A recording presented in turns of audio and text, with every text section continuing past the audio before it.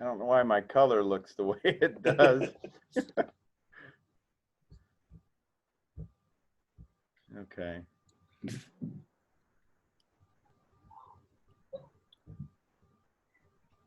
All right, so I want to start right now, but it's up to you. If you want to wait a little bit longer, we can do that. No, however you want to do it is fine with me. Okay. So it is 3:31. Thank you again, Coach Mark. For those of you guys that'll be watching this at a later time, this is Coach Mark Anderson.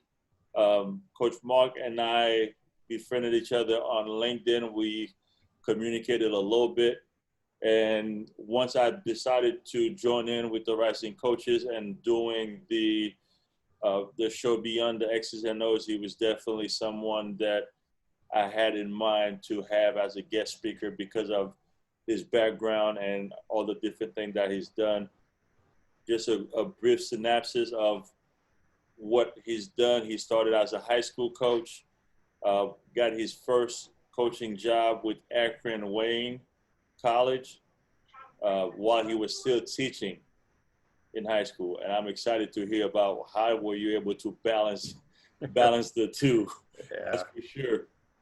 He is a D2 JUCO champion back in 2004, and he also coached overseas and now with the Owensboro Thoroughbred minor league basketball. So, Coach Anderson, I'm gonna turn it over to you. You can elaborate more on the journey and everything else that have happened. Sure.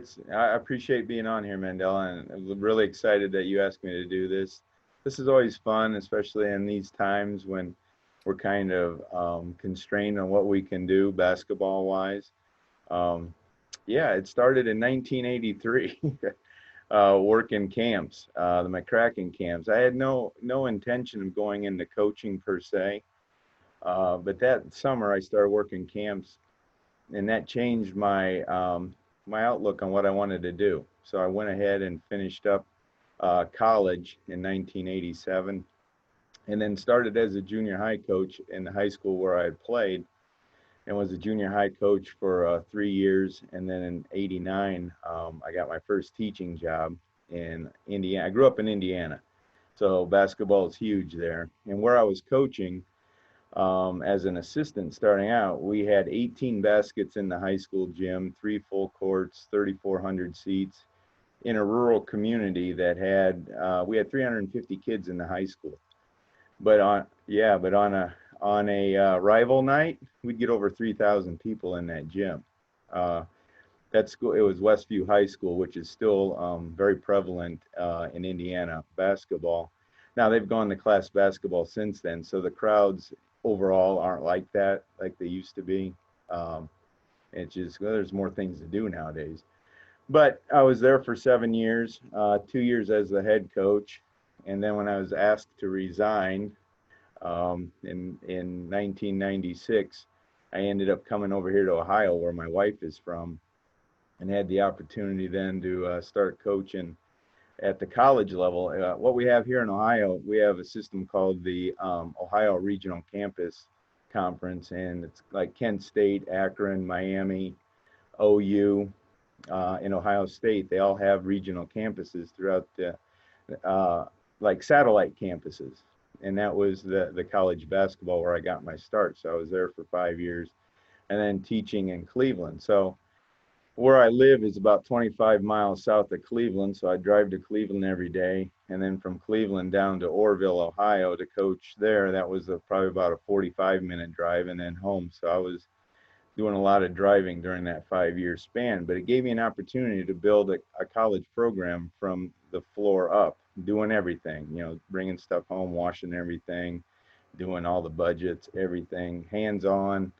And I think that's what it's carried me over all these years, is that starting from the ground and working my way up. I've never taken anything for granted when it's come to coaching, because it could be taken away from us at any time, especially now at the level I'm at with one phone call, with it being a business. But the thing is that I've been doing this 33 years. And when I resigned as a high school coach in '96, I told myself I'll never get fired again. Well, it took another 23 years for that to happen. But the thing is, I took it on myself to adjust as a coach and to put things in place with the way that I coach that, I wasn't going to put myself in that position again where I had to worry about, you know, because of we're losing or whatnot to get fired. So those are the things that I've taken from that. And then from Akron Wayne, I got the opportunity to go to Cuyahoga Community College, the Division II JUCO here in downtown Cleveland, and it ended up being about 6-7 minutes from where I was teaching high school. So it worked out really well in that respect. I cut down on the driving, but I was also able to recruit a broader base of talent, and that led to getting the opportunity to play for a national championship, not only once and winning it, but then going back the next year to the Final Four and losing to the eventual champs there. And from that point on, I was there for 5 years. And then it was funny because after we won the national championship, the next few, and then going back to the Final Four, players didn't want to come in. They didn't want to come to Tri-C, as we call it here, Cuyahoga Community College. I'm trying to figure out, well, what the heck's going on? Why, here's an opportunity. At worst, you're going to get a Division III opportunity. At best, you're going to get Division I because our starters either went Division I or Division II, so they were going to get looks, and guys just didn't want to come to that. They get the stereotype of being a JUCO, which I think is vastly a bad look, because most of the guys that are in junior college, it's not because of their grades, it's because they're probably in an area that's overlooked, a big metropolitan area. A lot of times they can't always get seen by everybody. But in today's world, it's a little bit different than when I was there in 2004 with the internet and everything going on now. That makes a difference with recruiting. But I still think that it gets a bad look because everybody thinks, oh, well, he doesn't have the grades. And that's far from it. And some of the best coaches I've ever gone against were JUCO coaches because they've only got players for 18 months. And then you got to put your systems in and go from there and win from that. And it's very difficult. It's difficult to keep doing that every year unless you get a pipeline going there. But I'm seeing more junior college coaches getting the opportunities to move up in the ranks, which is good. From there, I went to Division III, coaching at Hiram College out here, and one of the tougher Division III conferences in the U.S., the North Coast Athletic Conference, with the College of Worcester, Wittenberg, Ohio Wesleyan, DePaul over in Indiana, Wabash. So those schools. Was there for 3 years. And on that staff, we had two other head coaches, actually three. Another one that was a former college head coach, a high school coach, and myself. So we had a pretty good staff. And the funny thing is that all three of us left the same year to go back to being head coaches somewhere. And that's where I had the opportunity to go into minor league basketball. And that was 2011. I've been at the professional level ever since then. All right, Coach Anderson, here's my first question. I know player development is something that is dear to your heart and that is dear to me as well. Yes. What is the difference that you've seen in player development here in the States versus overseas from your time there?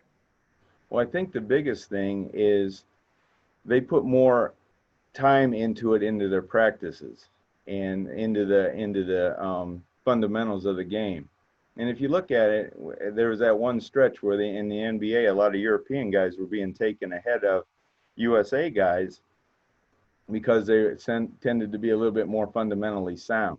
But then you look at it, now we'll always have the best basketball players here in the United States, but that gap is being closed because of the approach of European basketball and going at it. It's a little bit different than over here. We look at, sometimes we think our player development with AAU is going out and playing 100 games in the summer, but are we really getting better? That's the thing. The thing is, when are we going to step back and get into the gym and start working on some of these things? Like shooting. I've been doing camps for the last 8 weeks here in Indiana or in Ohio, and watching it.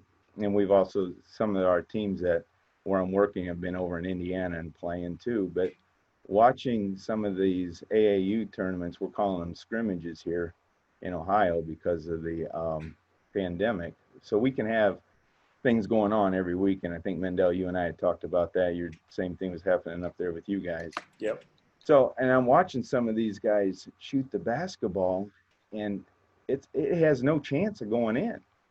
And some of the other fundamentals, I mean, just the release, where they're shooting it from, it's awful, to be honest. And I'm thinking, when are we going to get in there and start working on this and working on, you know, the shooting fundamentals, taking the time and doing form shooting and things like that. You know, guys at the pro level do that.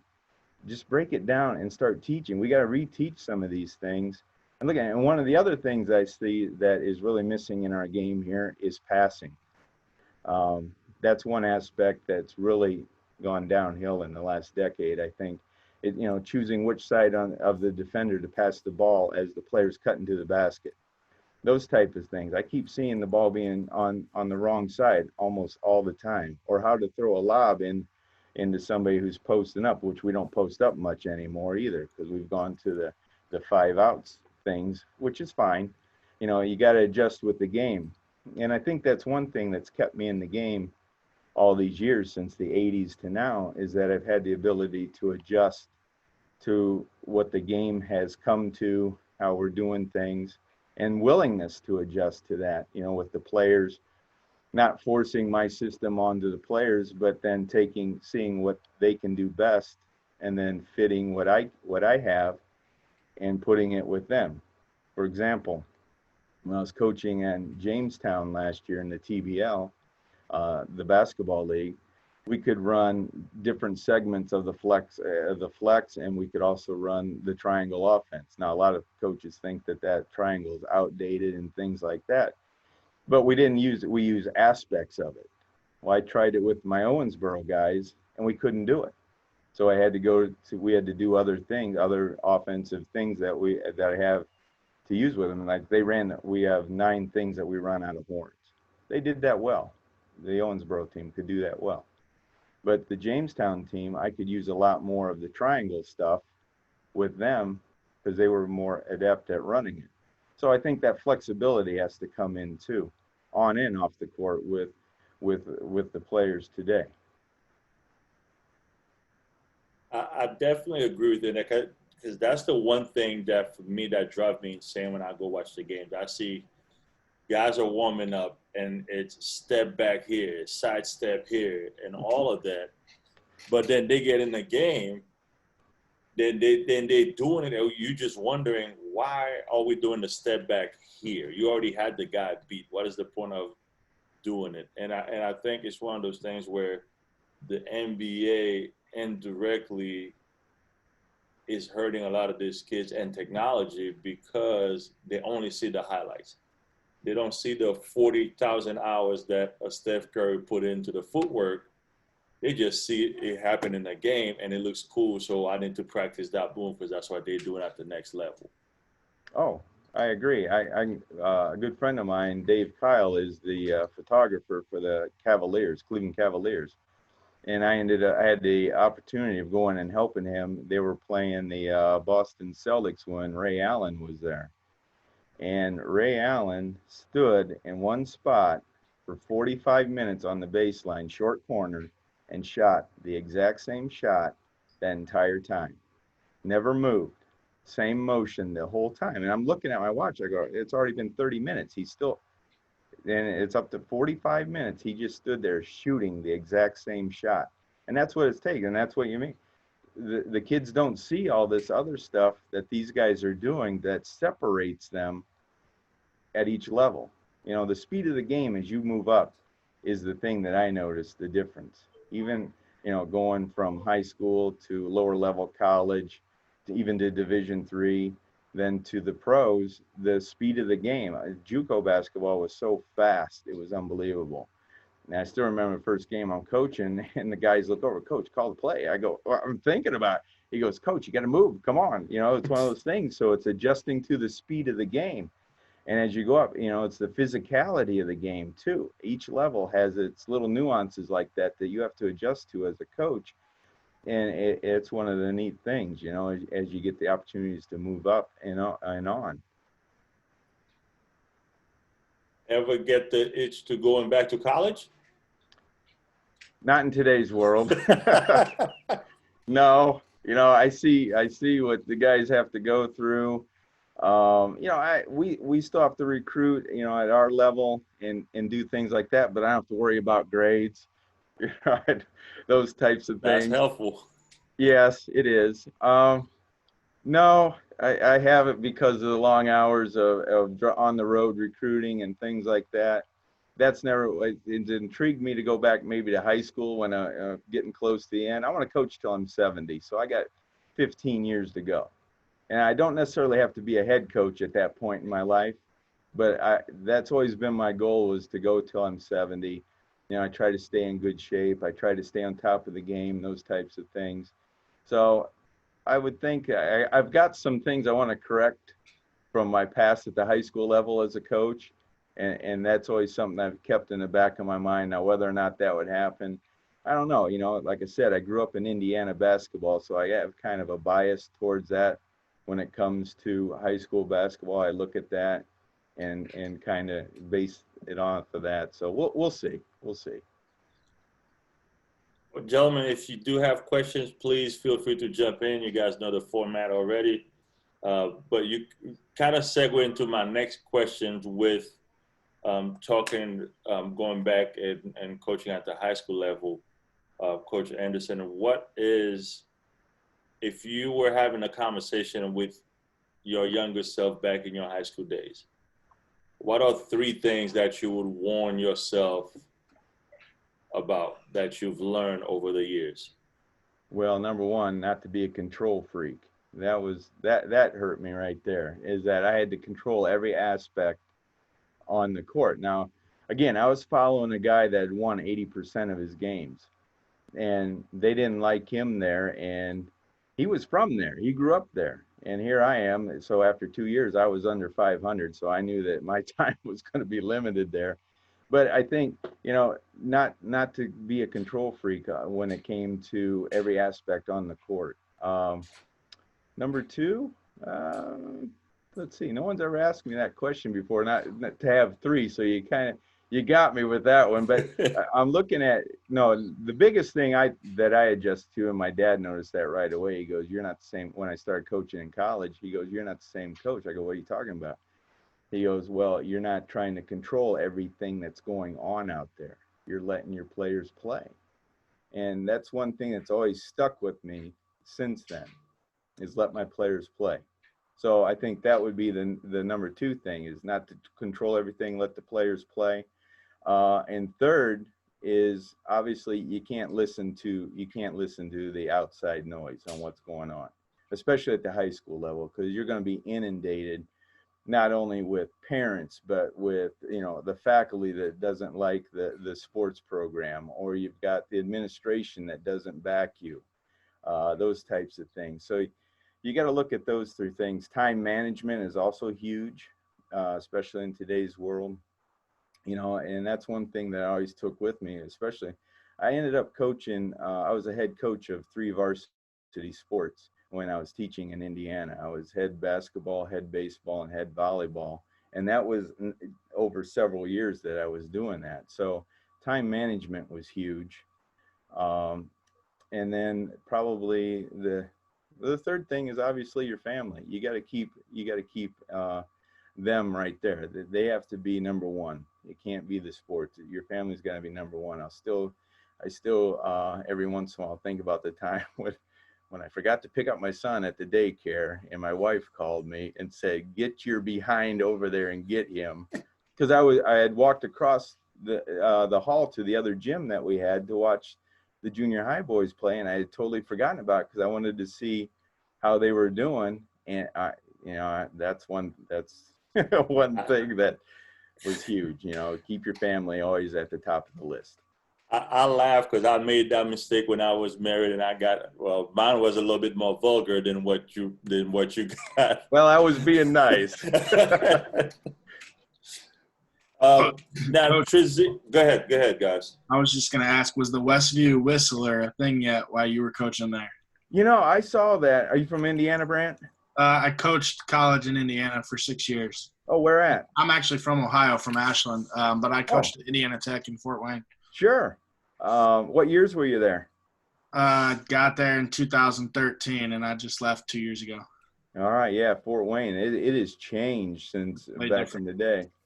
Yeah, no, he wasn't, and he may have been, and I've seen that story, and I went back and I tried to think because that would be something that I would obviously remember.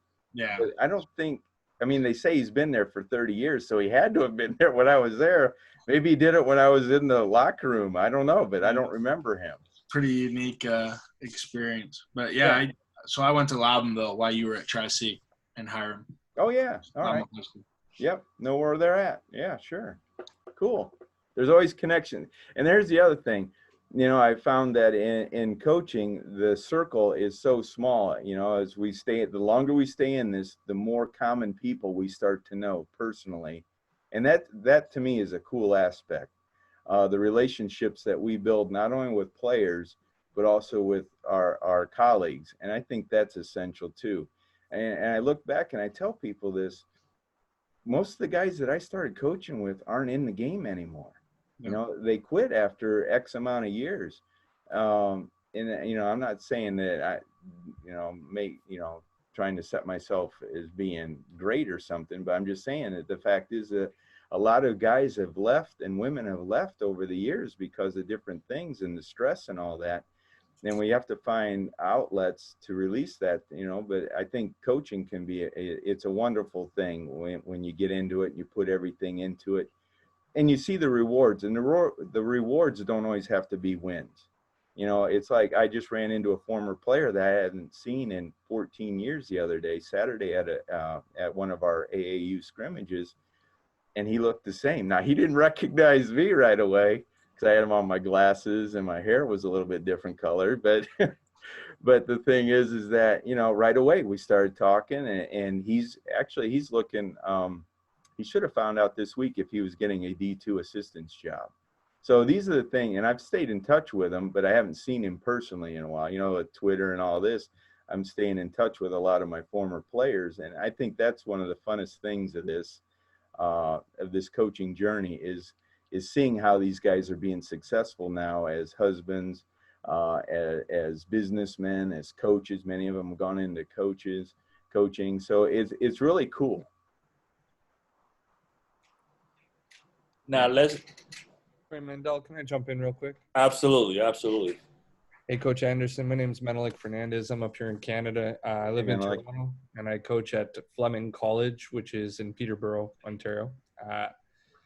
There's a lot that I'm really curious about making the jump from the college to pro, and I was Sure. wondering if you could touch a little bit on your experience of taking those steps in terms of like system implementation, working with guys who are professionals, and you know, mutual respect, difference in style of coaching, all of that kind of stuff, all along those lines. Yeah. Well, I spent a season in Hamilton, Ontario, and I know. it was one of the great experiences that we had. And most of my team up there was American, and we loved it there, and we wanted to go back. And I'm glad that the CEBL is there. And I think that league is going to take off. And, you know, that might be your best option right there is the CEBL. I've tried knocking on that door. Okay. All right. And I know it's tough to break down that, but once you get in there, but one of the questions I always get asked, because I've been coaching at this level now, is that aren't they difficult to coach? And my answer is no. And here's why. Because they know that if they're a knucklehead, they're done. No one's going to take them, especially Europeans. All right. They're not gonna take you over there because they can't afford to pay you and then to come over and then to mess up. So I've really never had any problems with the guys at the pro level.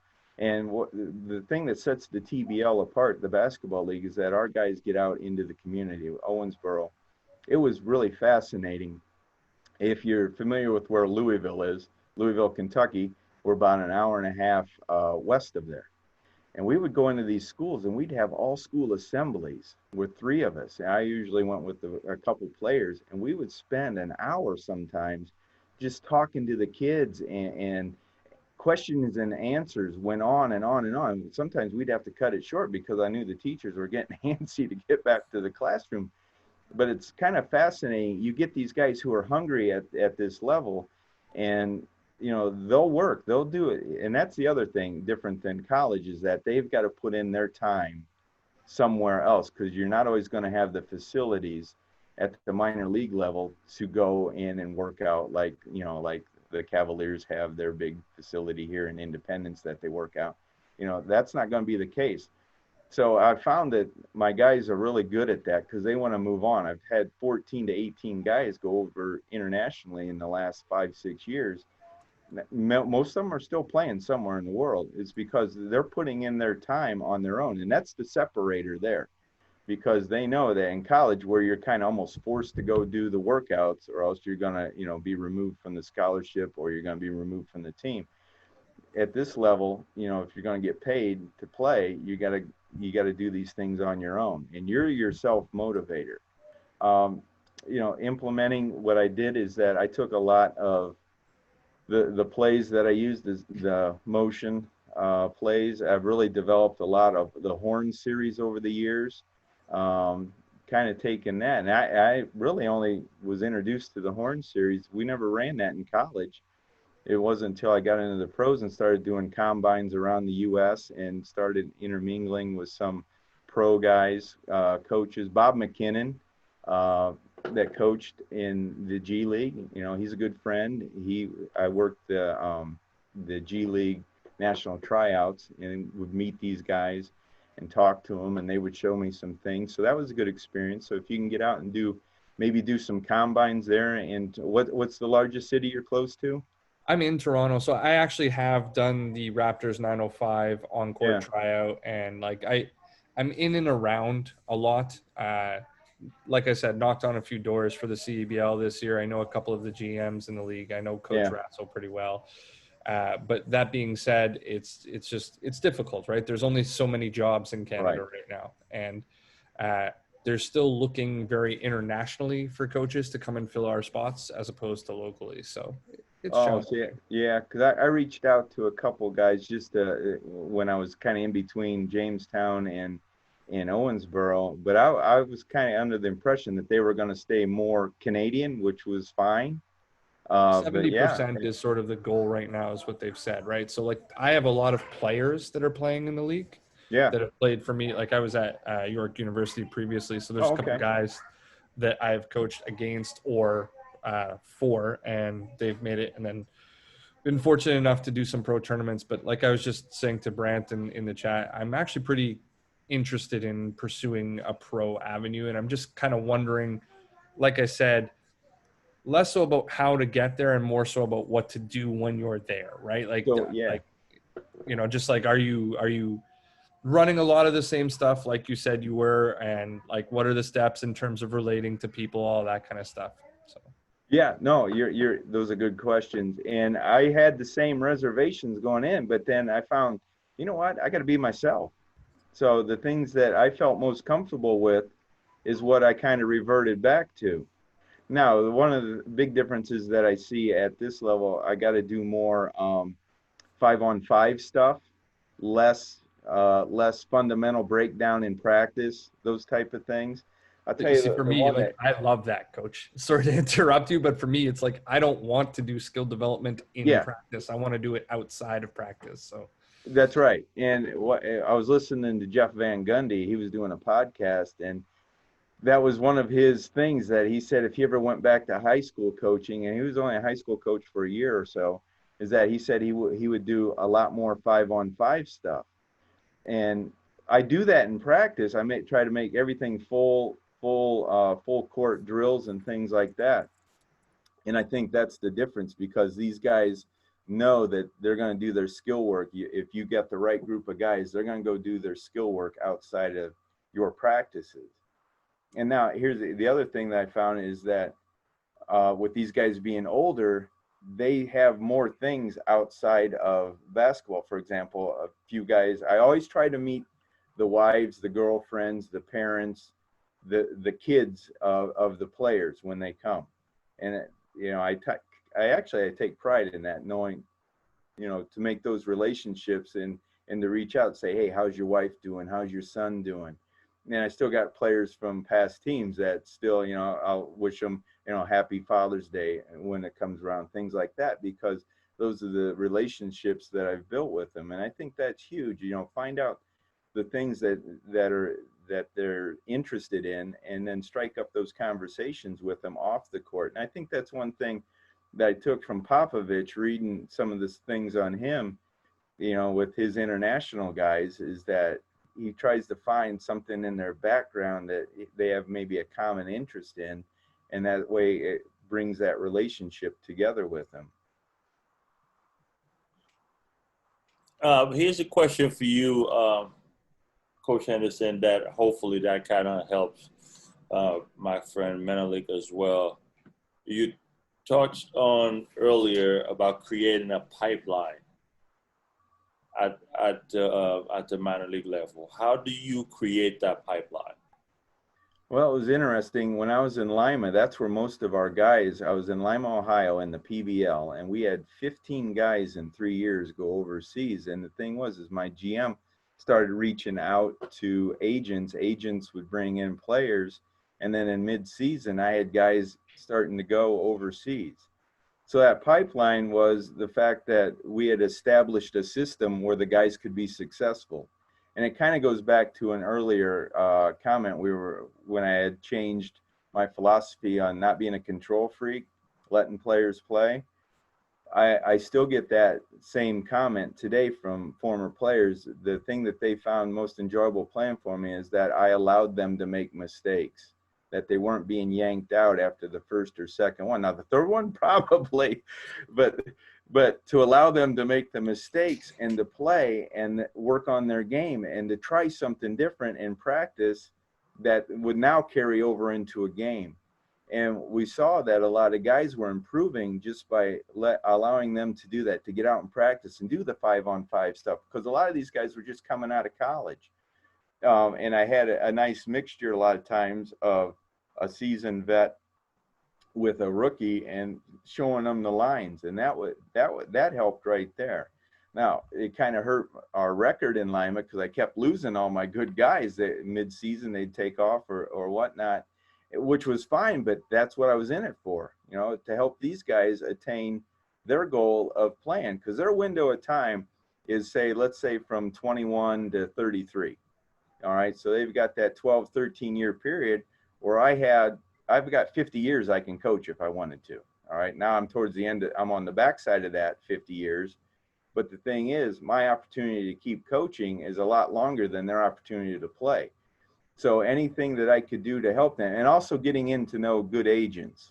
That's the thing, because there's a lot of scammers at this level. And guys got to be careful, and they've got to read everything, and they've got to take the onus sometimes on themselves. And I try to steer them to guys that I know or that I have actually seen in person. That's the other thing. You know, a lot of these agents do things over the internet and you're not quite sure. There's a lot of basketball groups on Facebook that if you join and get in there and look at those, they're always posting, this guy tried scamming me, this and that. So you got to be careful. And, you know, and why we do that in basketball, I'm not sure. Why are we trying to take advantage just to make money off of these guys? And to me, it's wrong. But, you know, that happens in every profession, I guess. But the thing is that, you know, once you get your foot in the door, you don't have to change a lot of things, you know, your personality and things like that, and what your philosophies.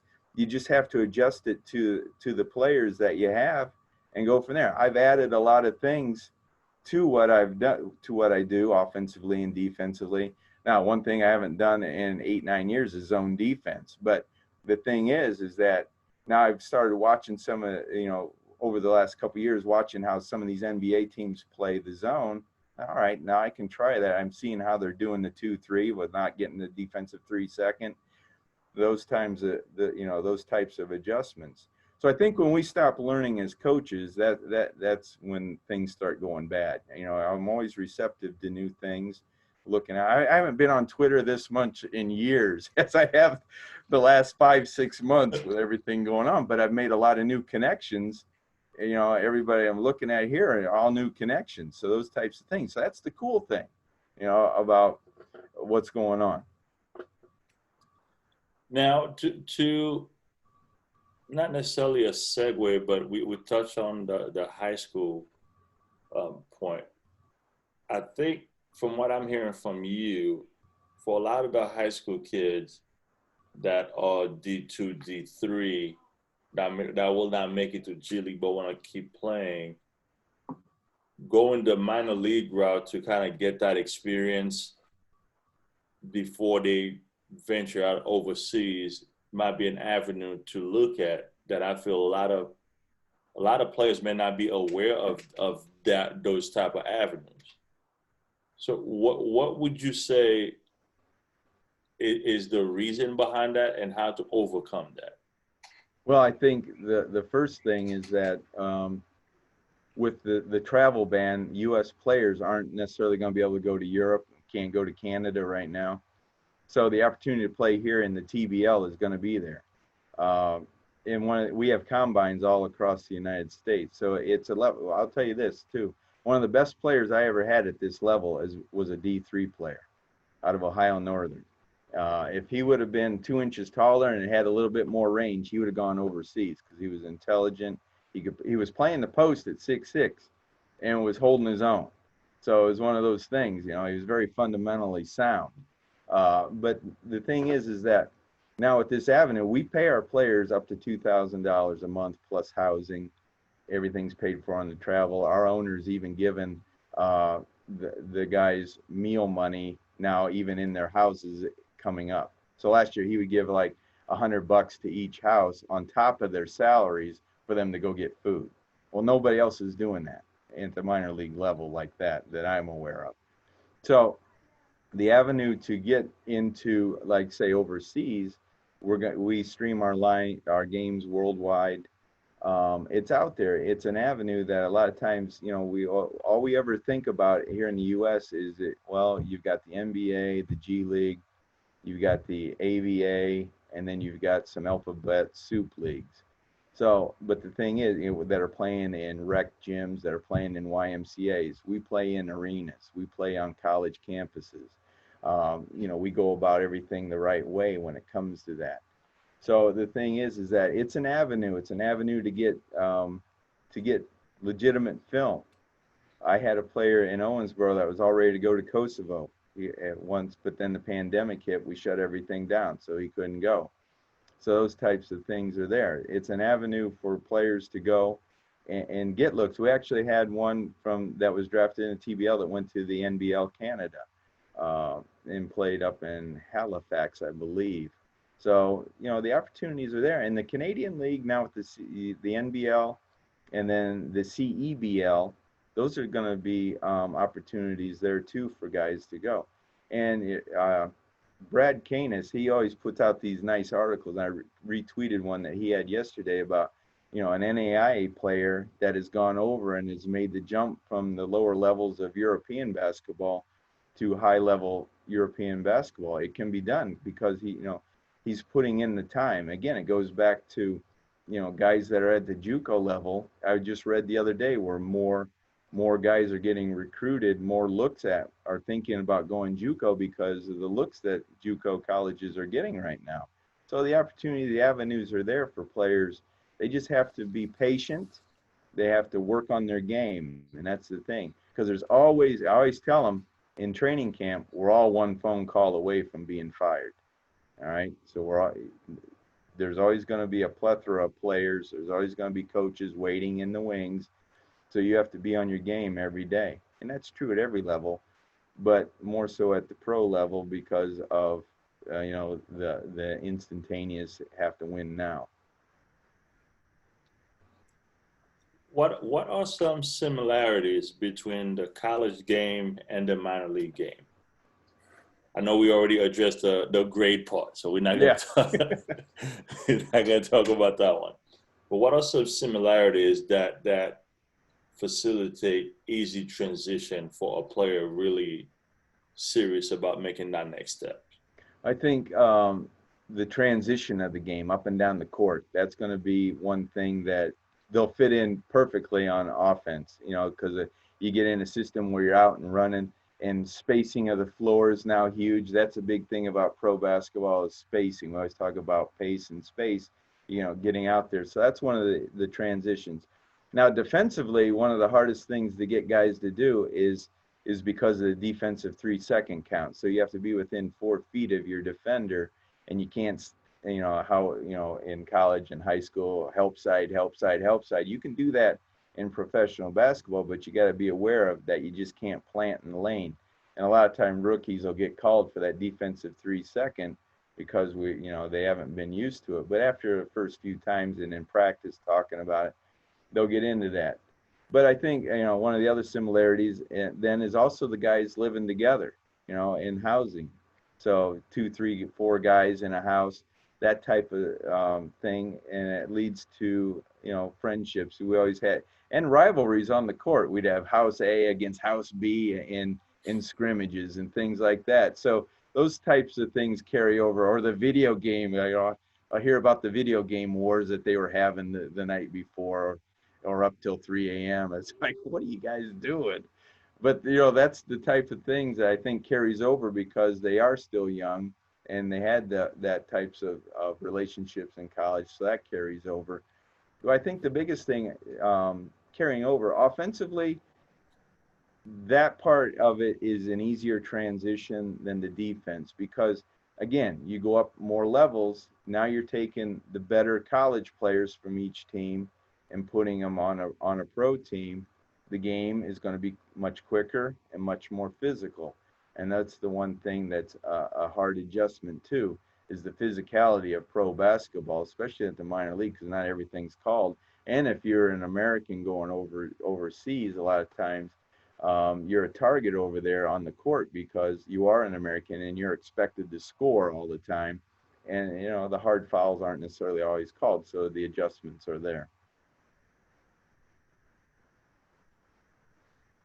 You talked a little bit about the financial piece of that. For someone that don't know, what is the max or the minimum? What does that look like for a player at that level that they can say, you know what, I'm going to give this a shot because I can make a decent living while I chase my dream?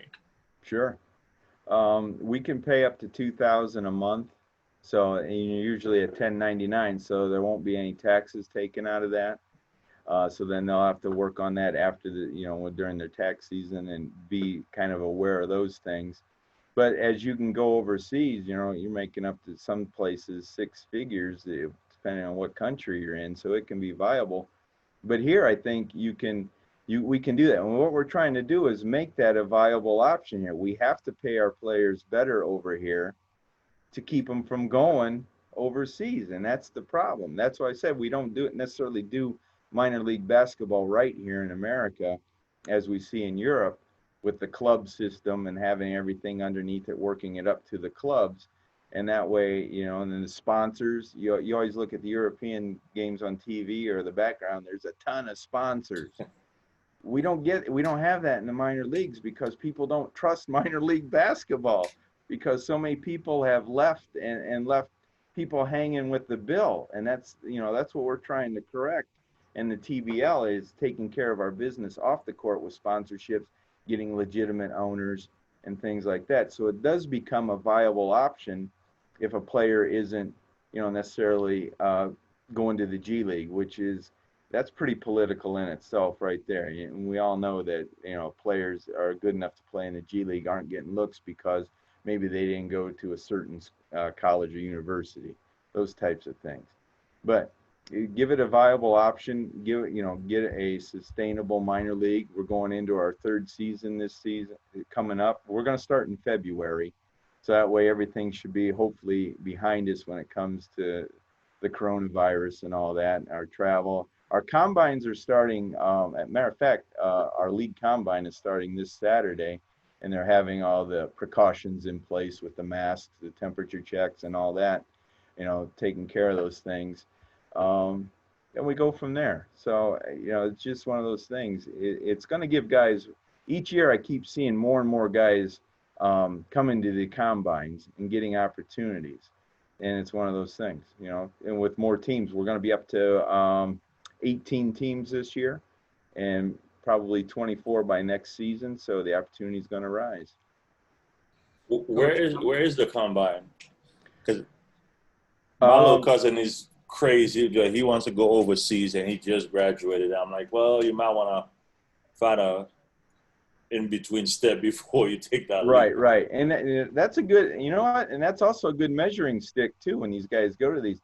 Our combines are always posted out on social media. I always tweet them out or put them on, they're on Instagram, Facebook, they're on there. The TBL, the basketball league, they're on Twitter. So we'll have, I think I want to say 10 to 12 this year. And then Owensboro, we're having 5 throughout the Midwest. We're having one in Cincinnati, Louisville, Memphis.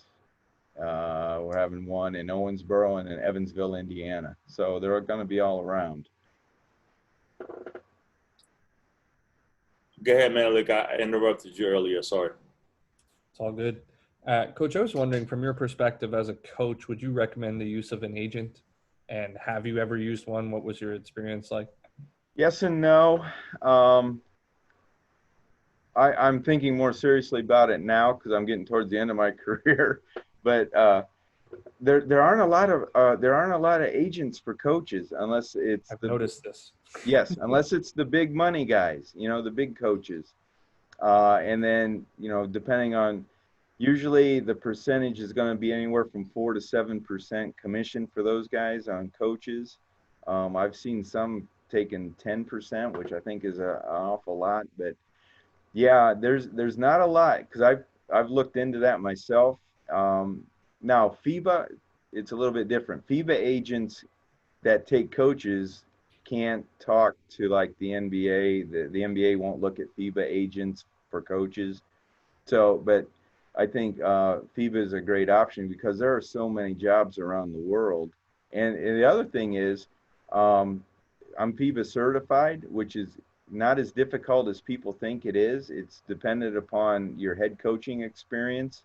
It's a nominal fee to get in, but there's only like 100. Last time I saw, now I've looked for this list the last few times I've been on the FIBA website, and it's no longer there. They used to have the list of all the FIBA certified coaches in each country. And in the US, there was only 100 and some. Think about that. Only 100 and some FIBA certified coaches in the US.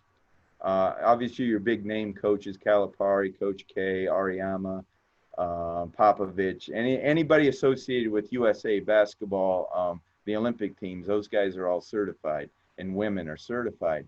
But the list isn't as extensive as one might think. And if you go on USA Basketball, I believe that's where I initially got it. I've had this for like 8 years, I think. And it can open up some doors around the world, for you to go coach, because now you're under that blanket of the FIBA. They call it WABC now, but World Association of Basketball Coaches. But it's under the FIBA umbrella, so it's kind of good. And then USA Gold, getting a USA Gold license too. Are you able to get that in Canada? Yeah, so if you do anything that's like AAU or travel teams, you have to get it. So I had one, I think 3 years ago was the last time I had renewed it or whatever. I've had one previously though, but yeah. And see, that's the other thing, is that Europe requires their coaches at all levels to have some type of license or certification. And I think the US needs to do that. Seeing some of these guys and that are coaching and all that, so just with the language that they're using with the kids, I think, you go through these education programs with getting certified to coach, that changes the outlook, because the Europeans, they laugh at our style of coaching over here at the lower levels because of that. They don't look at it as the Americans aren't doing it the right way. but the players, our level of play is still up here, but Europe is getting here to where it used to be, not even close. But I think the coaching certification would be huge if we could get that to be implemented here in the U.S. I definitely agree with you on that, because I have a few coaches around here that I'd like to give a big boot out of the out of coaching. Right. I tell you. Yeah. But to kind of talk about the overseas, what advice would you give an American coach here looking to make that transition overseas? What to look for, what to avoid, the do's and the don'ts, if you will. Well, I think a good situation, you have to look at, I would do a background check on the history of the program, the club you're looking at, the area, the language. Obviously a language barrier could be an issue. Being away from family for an extended period of time, sometimes you're looking at 9 to 10, 11 months, 12 months away, if not more. So those types of things.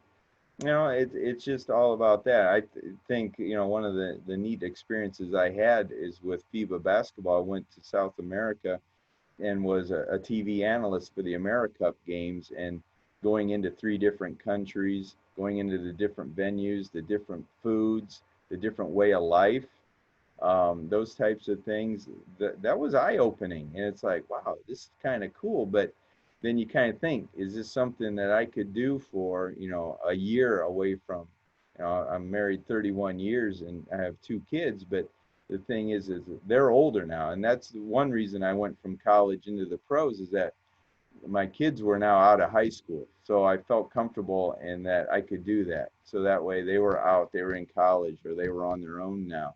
So, and my wife was, she backed me on the things that I was doing, very supportive in those things. So, and that was huge. So I could go do these things. If they were still, 8th, 9th grade, there's no way I could have done that. I wouldn't have felt right doing that. So I waited, and that's why I kind of got into it late in the game, into the pro level, is that I knew I had to wait for the timing to be much better than it was when I was thinking about it earlier.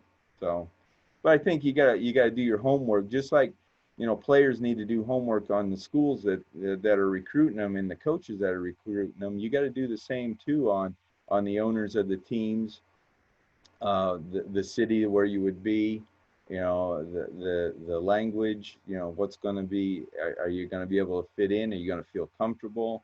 Because, as Americans, we kind of stand out when we go when we go around the world.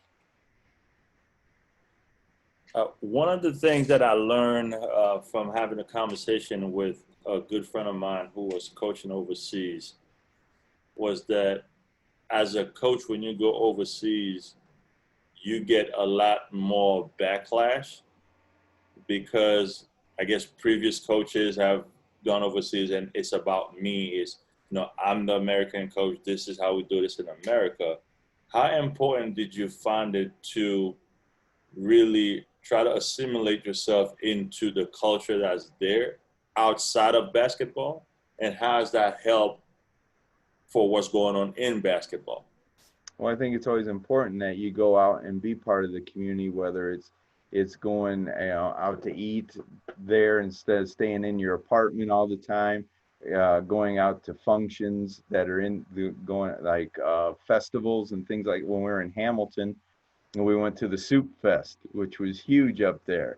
And that was kind of cool. There was like 100 different types of soups, but we volunteered to help when people would come in and serve and things like that. And that was kind of neat. We got to meet varying different cultures, because it was Canada has so many different cultures right there in the greater Toronto area. It was kind of neat to be there and to see that, and to go and talk to people and those types of things. So you get out and you meet and greet people, and you try to find something common to talk about, or try to invite, people to come see us play and things like that. So I think it's always, especially at the minor league level, it's different than the NBA, because those guys are hands off. They can't go, out into the public like the minor league players can and be part of school programs, because they'll get mobbed and things like that because of their celebrity status. But the thing is that the minor league guys understand there's no minor leagues if you don't go out and try to be part of the community and be involved and help and do things, go into the schools where you can and help with reading and or play games with the kids, those types of things. So it's always great to be involved. And you know what? It helps us grow as adults too when we do that.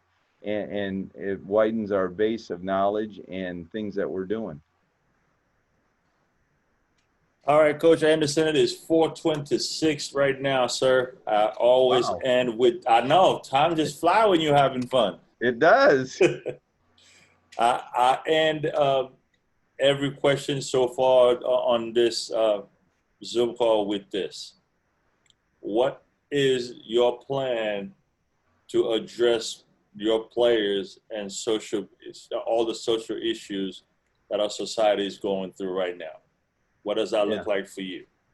Well, I taught here in Cleveland, and I really had an eye-opening. I knew some of the things that were going on, but I never really talked with my players in the sense of how it was really affecting them. I mean, we'd have sometimes conversations. They'd tell me they were pulled over for driving, DWB, driving while black, but I never pursued it into deeper on how it was affecting them. And it was one of those things that, all right, I need to be more aware of those types of things that are going on, because it's just not, we see stuff on social media and a lot of times we say, well, that could be, it's not happening here. Well, maybe it is. And those are the things that we have to look at and we have to address that. So I think, having these conversations, and again, it's one of those difficult conversations that people have, but you got to have it, because you got to find out what it's like from the player's perspective and those types of things. So I think, looking at it and talking to the players individually, I think we can work things and talk about it. I'm always open to my players to talk about things. So I think that's one of the things that we'll address, and we'll talk about it, and if, see where it takes us with that. All right, sir. Well, Coach Anderson, thank you so much again for your time today and for all the wisdom that you shared. Again, the recording will be ending here, and it will be posted on the Rising Coaches platform. Thank you for you guys that checked in. Thank you for everyone that will see this later. Coach Anderson, you and I will stay in touch, obviously. Yes. And if I can ever help, sir, please let me know. I'm here for you because you've been here for me. I appreciate it. Oh, thank you. Thanks, guys. I enjoyed it. Thanks, Coach. You're welcome. All right, guys. Appreciate your time. Thanks, Mendel. You got it. See you guys next Wednesday. Peace. All right. See ya.